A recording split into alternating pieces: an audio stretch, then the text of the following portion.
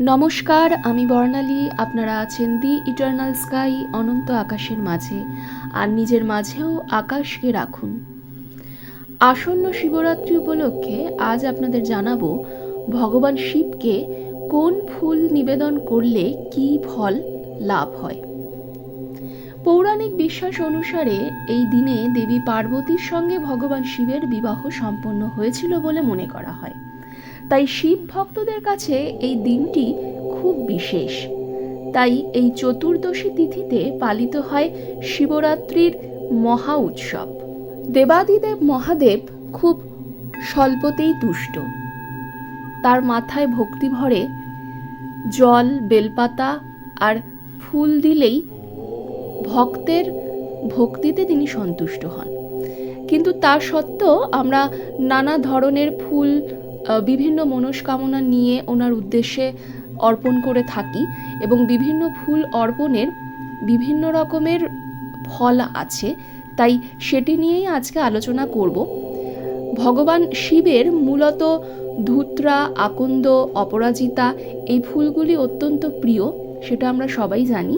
তো সেই ফুলগুলি অর্পণেও কী ফল লাভ হয়, এছাড়া অন্যান্য আর কী ফুল অর্পণ করলে কী ফল লাভ হয় সেগুলো নিয়েও আলোচনা করব। আসুন যাওয়া যাক মূল পর্বে। বিশ্বাস করা হয় সমুদ্র মন্থনের সময় যে বিষ উঠেছিল, সৃষ্টিকে রক্ষা করতে দেবাদিদেব তা তার নিজের কণ্ঠে ধারণ করেছিলেন। তিনি হয়েছিলেন নীলকণ্ঠ। অপরাজিতা ফুলের রং ঠিক সেই কণ্ঠের নীলের মতোই, তাই শিব পূজায় ব্যবহার করা উচিত অপরাজিতা। এই ফুল দিয়ে পূজা করলে একই সঙ্গে শিব, বিষ্ণু ও শনিদেব তিনজনেই প্রসন্ন হন। পরিবারের শান্তি, সমৃদ্ধি, যশ ও খ্যাতি বজায় থাকে। সোমবার ও শনিবারও শিবলিঙ্গে অপরাজিতা ফুল অর্পণ করে রাশিফলের শনির অবস্থানকে শক্তিশালী করতে পারেন।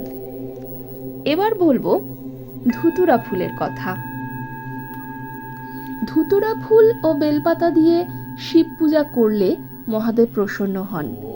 এর ফলে ভক্তের তিক্ততা, নেতিবাচকতা, ঘৃণা, ঈর্ষা, ক্রোধ ও সমস্ত পাপ থেকে মুক্তি মেলে ও পবিত্রতা আসে। শিবরাত্রিতে মহাদেবকে 11টি আকন্দ ফুল নিবেদন করলে নানা সমস্যার সমাধান হয়।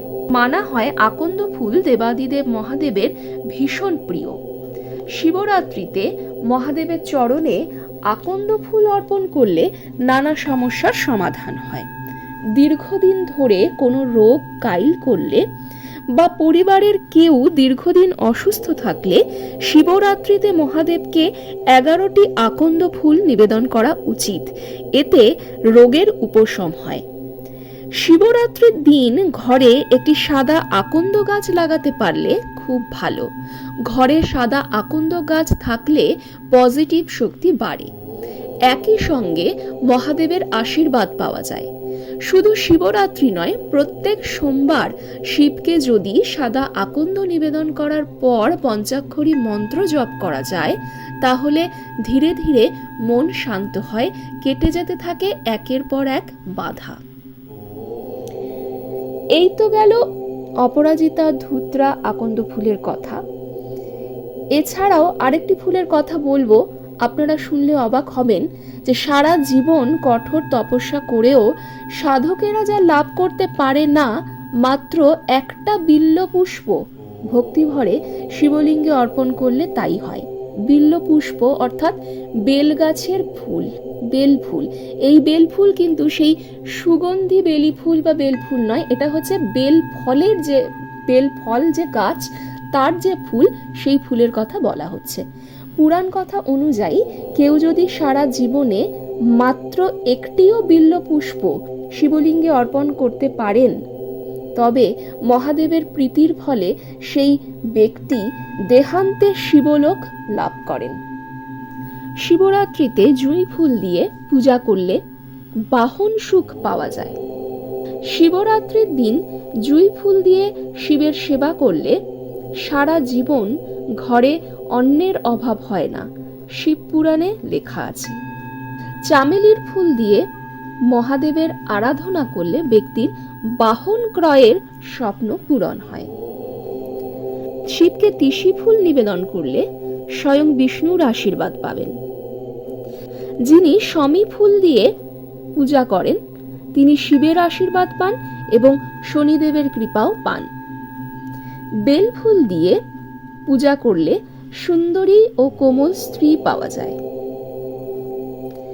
যিনি কানেরের ফুল দিয়ে শিবের পুজো করেন তিনি সর্বদা নতুন পোশাক পান। যিনি হরশৃঙ্গারের ফুল দিয়ে শিবের সেবা করেন তিনি এমন ধন লাভ করেন যা তার চিরকাল থাকে। সর্ষে ফুল দিয়ে শিব আরাধনা করলে শত্রুনাশ সম্ভব। শ্বেত কমল দিলে মহাদেব প্রসন্ন হয়ে ভোগ ও মোক্ষ দান করেন। কাম ক্রোধ নাশের জন্য জবা ফুল দিয়ে শিব পূজা করা যেতে পারে। এই তো গেল কি কি ফুল দিয়ে পুজো করলে কি কি ফল লাভ হয়। এছাড়াও সবশেষে বলবো আপনারা এই ফুলগুলি দিয়ে পুজো করলেও কেতকী ফুল দিয়ে কখনো শিবের পুজো করবেন না। শিব পূজায় কেতকী ফুল নিষিদ্ধ।